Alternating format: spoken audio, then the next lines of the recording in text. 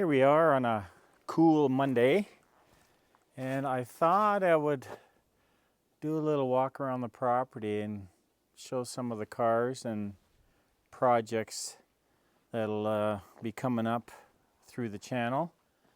I showed you some that were inside, but this is a bunch of the other stuff that didn't make the cut. That there's just no room for indoor storage. But anyway, this is a really neat car. I bought this a year and a half ago off the original owner, and I got it through a friend, a mutual friend, and he got wind he was getting rid of it, so the owner actually texted me and said that he had this car he bought new here locally and that he was looking to get rid of it. So here it is. It is a 74 Roadrunner GTX. So it's actually quite a rare model. They made 386, I believe.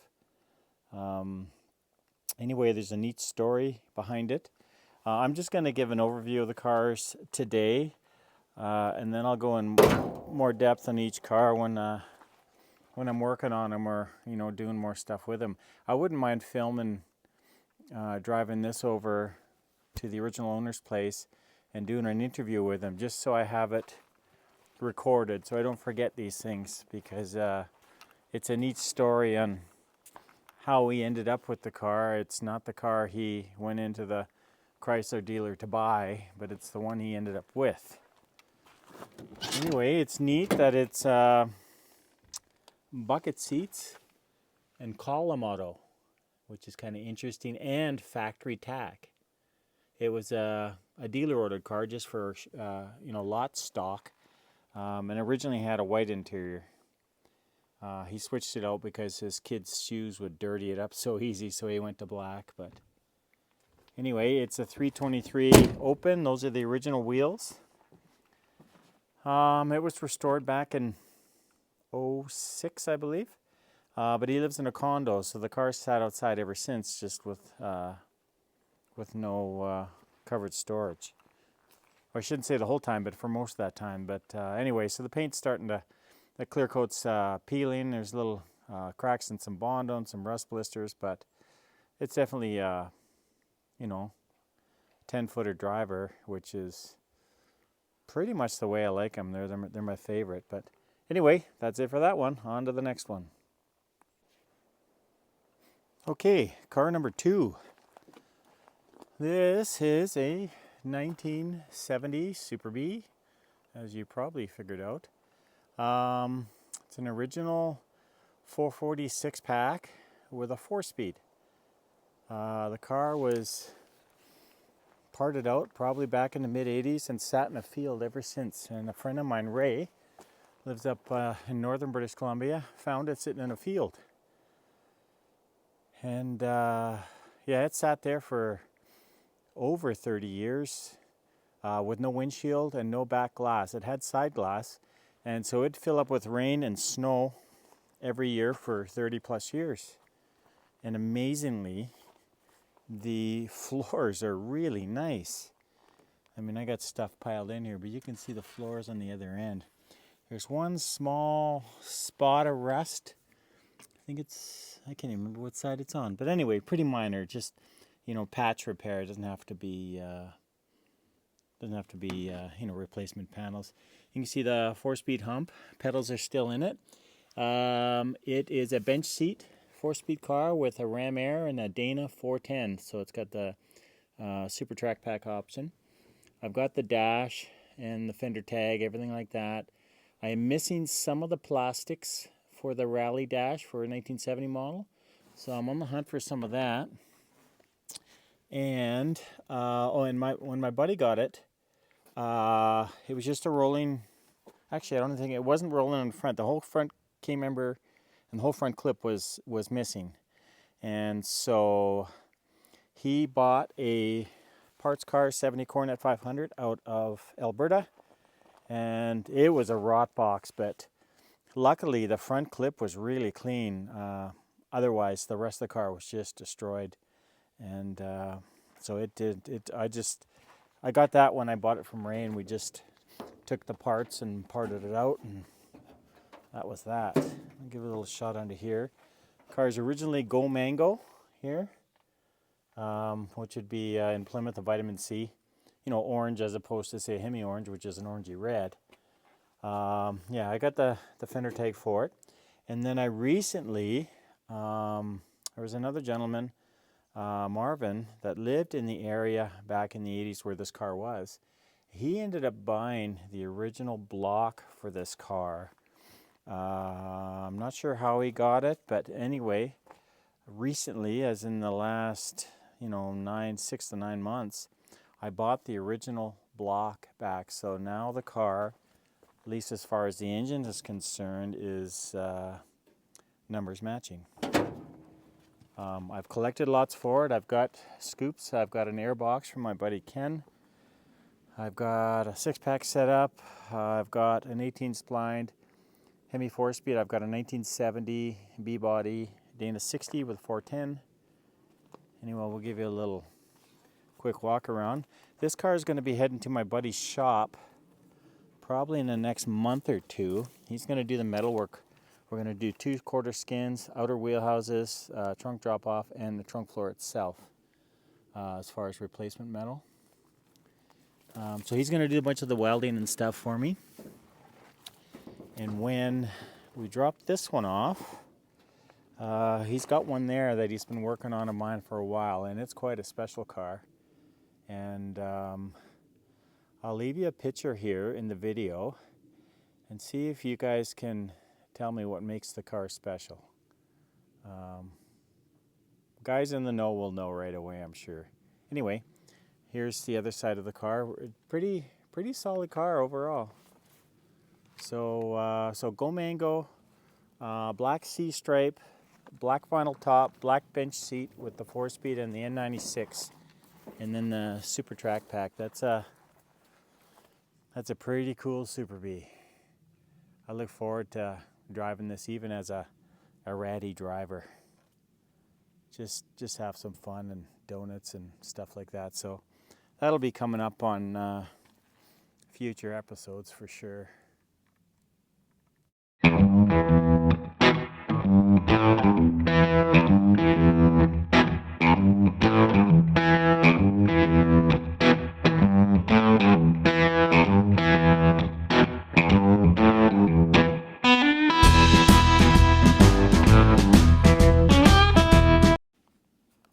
Another truck project I'm in the middle of is an 89 Cummins 4-wheel drive 5-speed standard.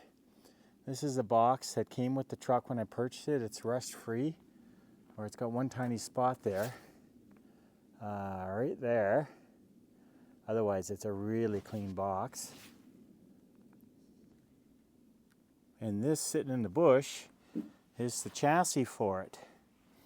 It was all sandblasted and painted, epoxy primered and painted, and then things just went sideways. I just had other things to do.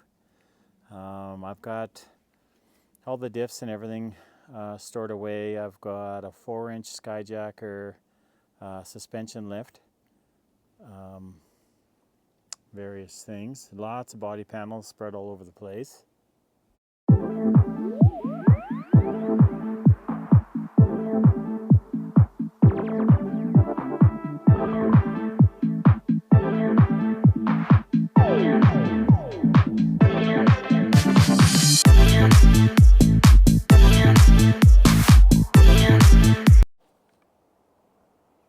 Here's various body panels and from parts trucks and etc.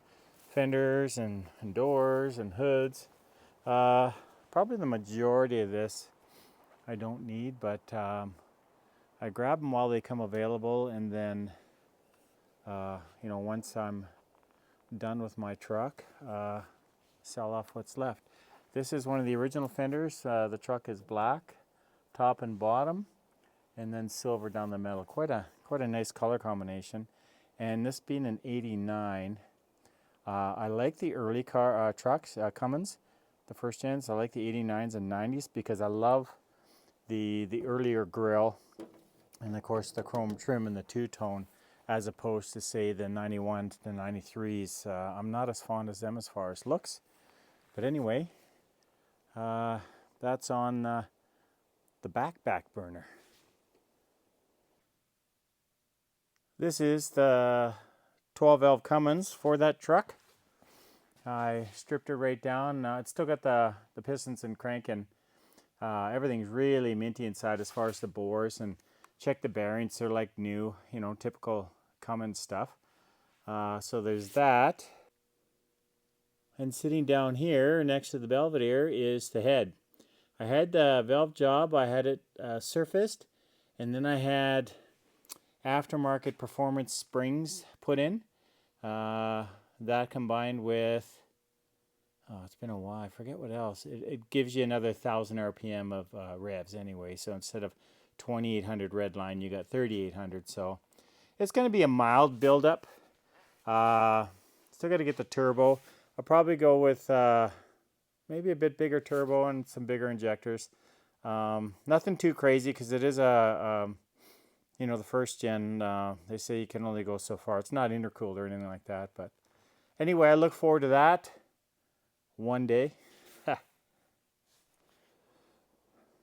Another car I ended up with, I was buying some parts for Mad Max, some Max Wedge specific stuff, and this guy had this car for sale, plus some original Max Wedge manifolds, intake, carburetors, and air cleaners. So I bought the whole deal from him, getting what I needed for the Max Wedge, or for the Belvedere.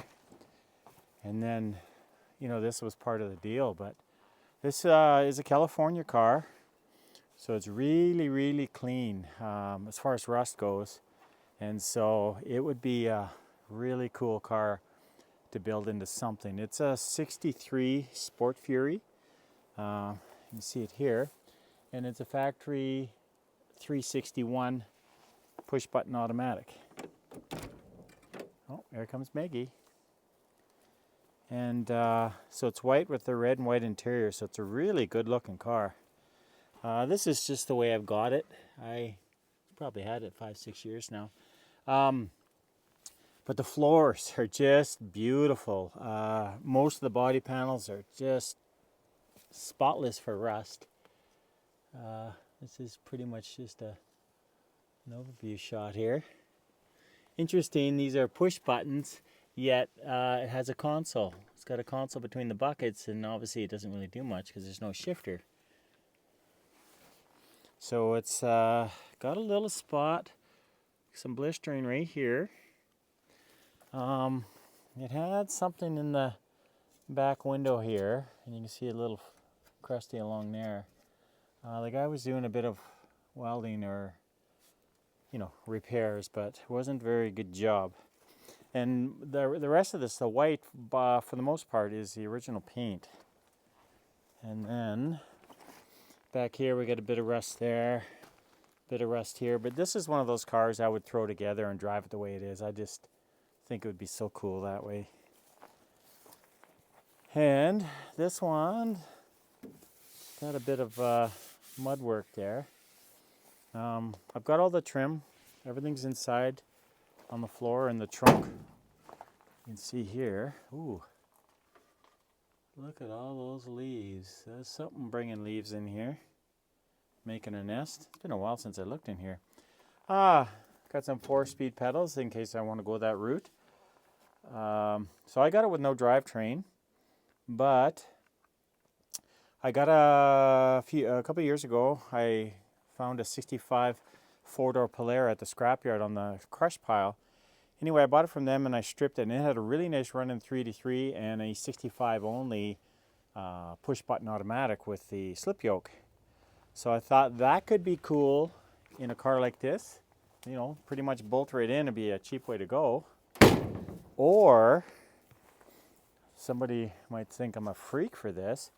I'm thinking of a straight axle gasser with a blown 440 and a 4-speed. So that's why I put those pedals in there.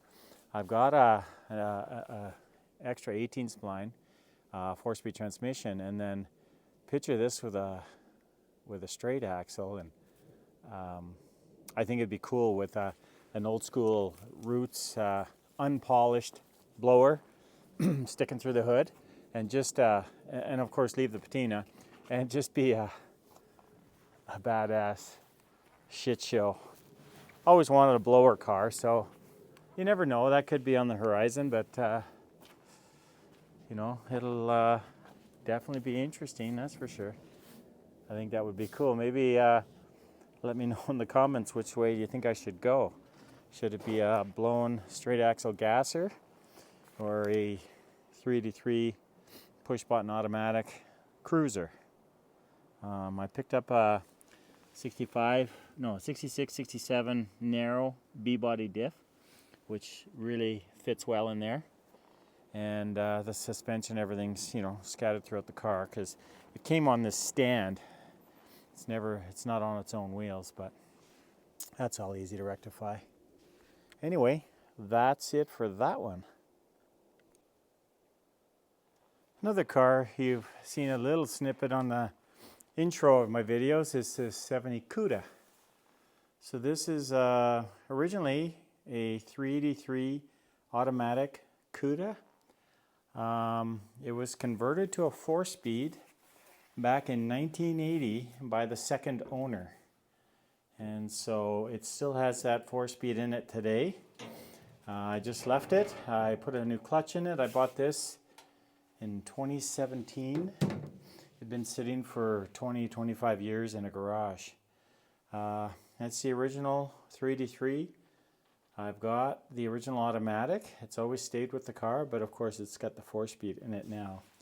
This is originally sold from the Vancouver area. It's a dealer demonstrator. I've got the build sheet, and it's loaded with options. It's a really cool cruiser. Kind of hard to see, the fender take's pretty rusty, but like I said, I've got the build sheet. Cruise control, power disc brakes, power steering. It's just a 323 differential. As you can see, it's originally lemon twist yellow with a black vinyl top, a black hockey stick stripe, and a tan interior, which is actually a pretty cool combination. This car was painted this goldish color back in 1980. It came with the receipt for the paint job. It was I think it was $695 or something like that. It came optioned with wheel chrome, factory 15 by 7 inch rallies. So it came with the Hemi suspension, which is interesting for a 383 car. And of course, Cudas came with hood pins, hood mounted turn signals, which is probably part of the light package, which it has. It's got dual outside painted mirrors. If you recognize these speakers, that is a 3-speaker dash for an 8-track player. So we're just in the C can here, so it's going to be a little hard to see. So it's got the rim blow steering wheel. It's got the rally gauges.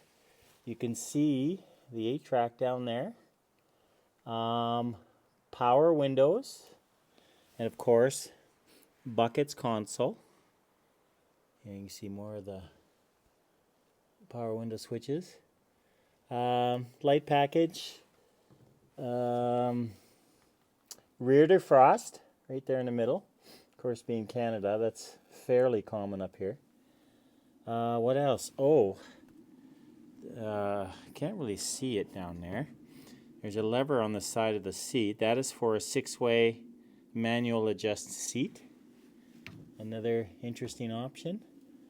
I think that's, oh, tinted glass all the way around. That will come out here. What else? I think the rest is pretty much standard Cuda stuff. You can see this vintage etching in the glass. Of course, the guy was a playboy, I guess. It's kind of neat. It's neat part of the history of the car.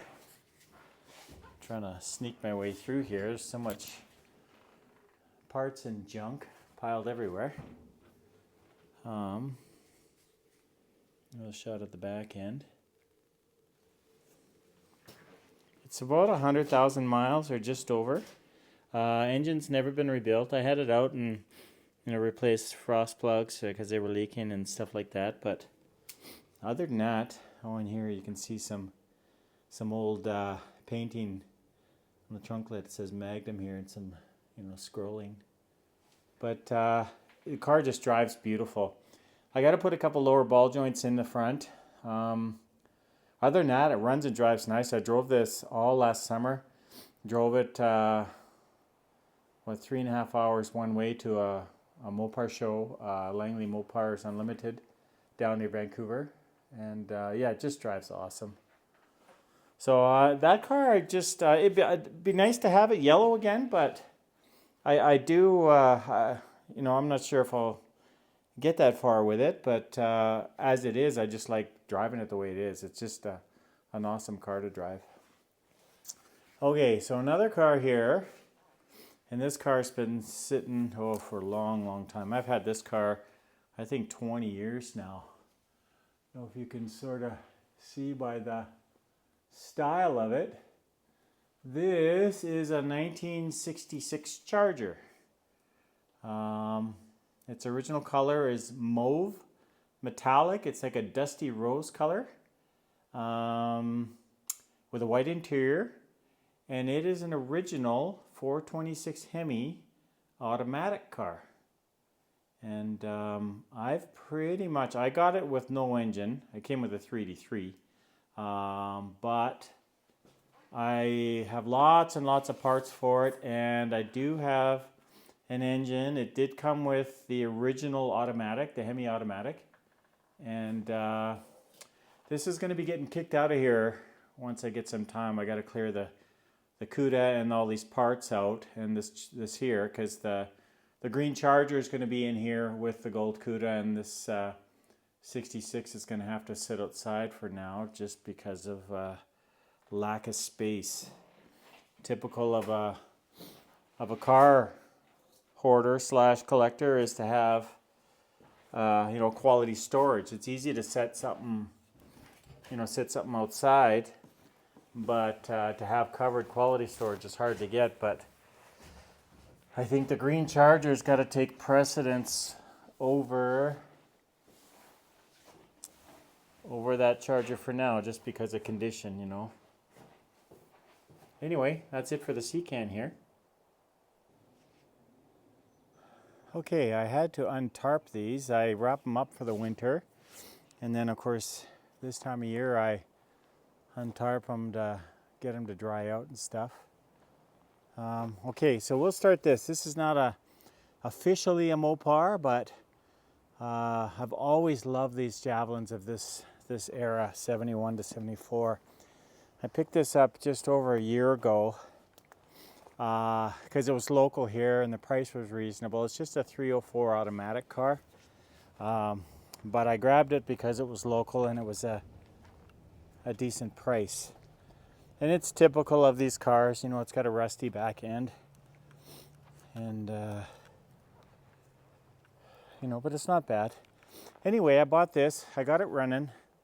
I bought a whole bunch of stuff from Rock Auto. I was gonna get it going and stuff and drive it. But since then, I've purchased a 70. This is a 73. I purchased a 73 AMX. It was on Vancouver Island through a friend, Greg. And it's a 401 automatic car with the Pierre Cardin interior. And that's a silver car originally. So I bought that. So I don't have a need for this one. I will be doing more work on this and then selling it.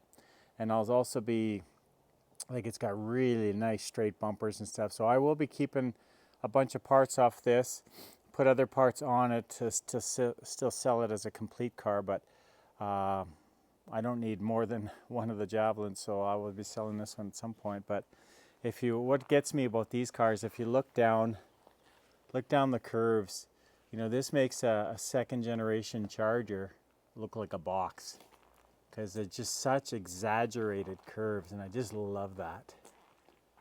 Here, especially these fenders. I mean, look at that.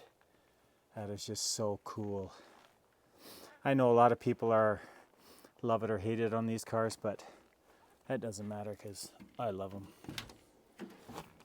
It comes with floor ventilation and you know, a little bit of a ratty interior, but I was just happy to get it when I got it because you know, got me a car that I wanted to have. But like I said, since then I've got actually 2 AMXs, one for parts, and I'll be showing you those shortly. So anyway, that is a little bit of technically non-Mopar, but they are pretty much welcomed since Chrysler bought AMC back in, I think, 86, 87.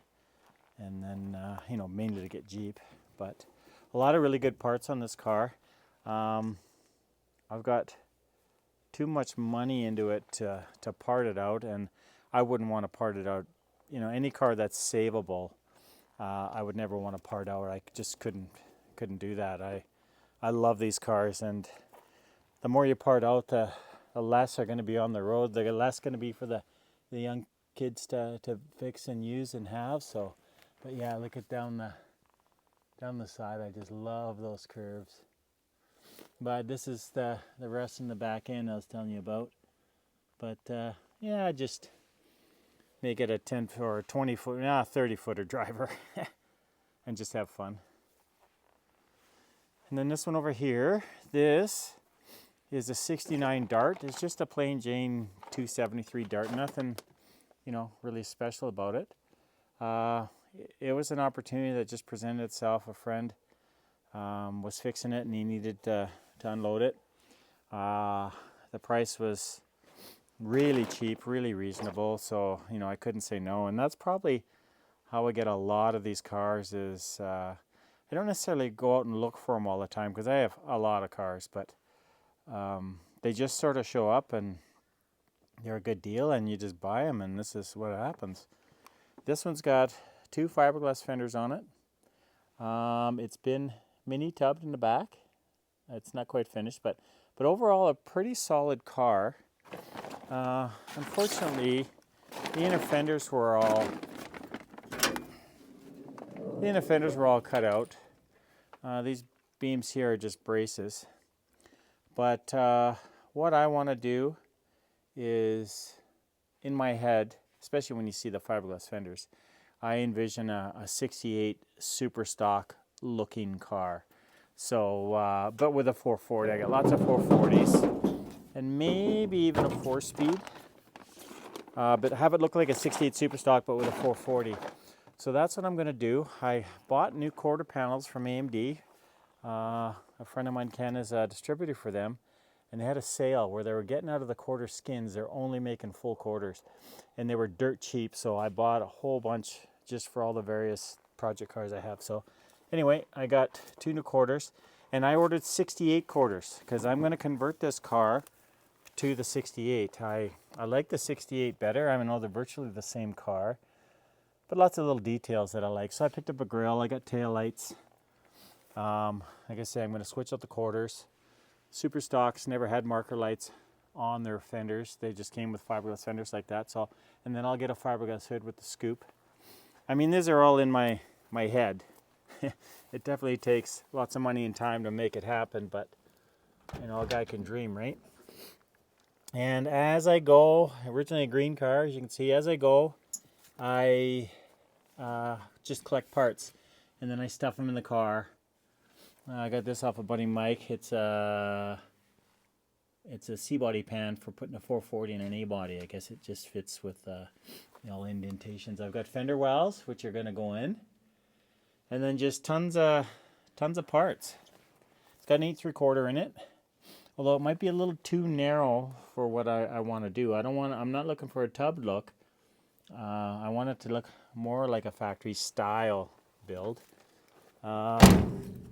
The one thing I'm not sure about is cutting out the rear wheel wells. I don't know. I don't mind the look, but I'm trying to decide how authentic I'm going to go.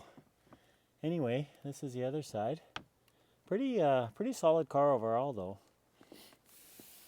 Anyway, that's that one. On to the next one. So this car I've bought probably 5 years ago now. It's a local car. A friend had it, and it's been bouncing around the valley through with different owners, almost all of which I knew at the time. Anyway, this is a very rare car. Now, on the surface, it's going to look like a 70 Swinger 340. It is a Swinger 340, but this is actually a 71 Swinger 340. And if you've never heard about them, there was a couple dealers, Crosstown Motors in Edmonton, Alberta, and Crestview Dodge in Regina, Saskatchewan, put in a special order with Chrysler. So Chrysler made, I believe, roughly about 80, I think. I think there was 25 from Crestview Dodge, which is where this one came from. And then the remainder were in Edmonton at Crosstown. So this is a Canada only. Chrysler made them in 2 batches, and they were only in Western Canada. Eastern Canada didn't get them. But they had such luck selling the 70 340 Swingers that they wanted to continue it on them. But of course, Chrysler stopped making them. Instead, they made the Demon 340. So this is a pretty special car. In that, like I said, it's one of 80, one of 25 from Crestview Dodge. You can see somebody customized the quarter panels. That was done back in the day, both sides. I think it's been like that since the early 80s. I switched out the trunk lid off another car because this one was in better shape. And it was also, this car is originally orange, Hemi orange. And this was off an orange car too, which is just fluke. And then same with the hood. I didn't get a hood with it. And I got an actual original Swinger hood, but it is off a 70. And the difference there is this one says Dodge in the middle, whereas in 71 it says it over here. So I'll have to switch that around. I'm just looking for the latches. Just going to put the phone down for a sec. So the hood I got off a friend who was, an acquaintance mainly, who was selling a whole bunch of Mopar stuff. And this was off an orange car as well. It's off a 70 Swinger. You see the rubber grommets for the scoops. And, all the holes where the scoops bolt on, and some of the original nuts. Somebody was going to make a race car out of this, so they cut out the inner fenders. So those got to be replaced. I've got new ones from AMD that are going to be put in. I mean, they're usually rusty anyway, so the fact that I have to replace them, it's it's just another step, but it usually has to be done. So yeah, and then they cut all the engine mounts off the cross member. They're going to use a elephant ear, I guess. So 3-4 years ago now, I picked up a 70 340 Dart cross member with the factory disc brakes, and so that's what I'm going to use in here. These cars in 71 came with drum brakes, whereas a 70 340 Swinger factory discs, manual discs, and these ones came with factory manual jumps. They were cheaping out the car a little bit, but anyway, very neat car, very different. So it is being a 71. It's got the 4 taillights, not like the 2 on the 70. I think I already filmed all this. You can probably already see it, but I guess you can't tell because the bumper's out. But anyway, pretty solid car too. And I mentioned earlier on my orange truck about the trees coming down and denting the roof. Well, this car got it too. It's got a little bit of a dent here, and I think one right in there. Pretty minor overall, but scary. It's nothing. You don't want to lose a car that way. And same story. I just pile it full of stuff as I find them. It's just a column shift bench seat car. Pretty solid floors, Hemi orange, and then white interior. And the Crestview Dodge cars, of which they made 25, came with the deluxe interior.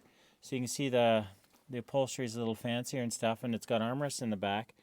Whereas the cars from Crosstown Motors in Edmonton were the base model. They didn't even have armrests in the back, and they had the plain upholstery. And so this is a little more deluxe, and it's an interesting bit of history for sure. So that's that, and I'll give it a little shot of the other side, and we'll go on to the next one.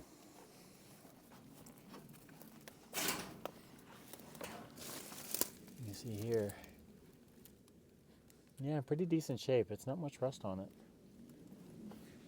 Okay, we'll go on to the next one now. This one here, I've had this one. I've probably owned this one about 3 times now.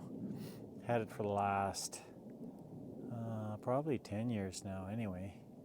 8 years maybe. This is a 74 Cuda 360. Automatic, red car. Originally white interior. Pretty much a basket case. When I first bought it, this would be back in about 99, 2000.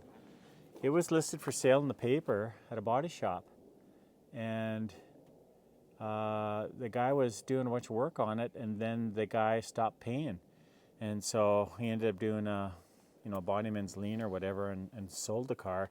But of course the owner had the engine and all kinds of stuff, so it was missing a lot of stuff. It's basically a rolling shell. But over the years, I have collected lots and lots of stuff, and my friend Mike, I've mentioned him in previous videos, he gave me like all those door panels, wiring out of a 73, his car. I bought new AMD front and rear valances. These are Goodmark replacement fenders. I traded my buddy Ken for a New Yorker. That's probably 20 years ago now. Oh, I've had this car a long time. Anyway, time flies. I'll make my way through this tarp here, and I'll give you a little shot at the back. Well, a little shot in here. Like I say, it's just a basket case. Pretty complete though. I've got almost everything for it now. There's some nice dual exhaust from the red 71 Cuda. I used to have a 340, and then my buddy put the Hemi in it, so all the 340 stuff was surplus, so that's what I got here. I remember years ago I sprayed the Hemi on there just because, that's what you do. But this is a really solid car too. It had a bunch of floor work done, but really nice around the back window.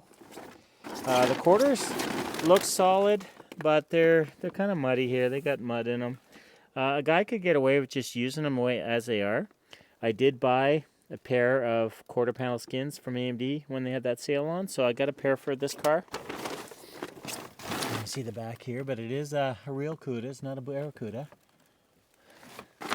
Although in these years you could get a 318 Cuda, so it's kind of diluted the performance aspect of it anyway. But look at this, it's just really clean. Normally that's all rusted out. So it's a very clean car.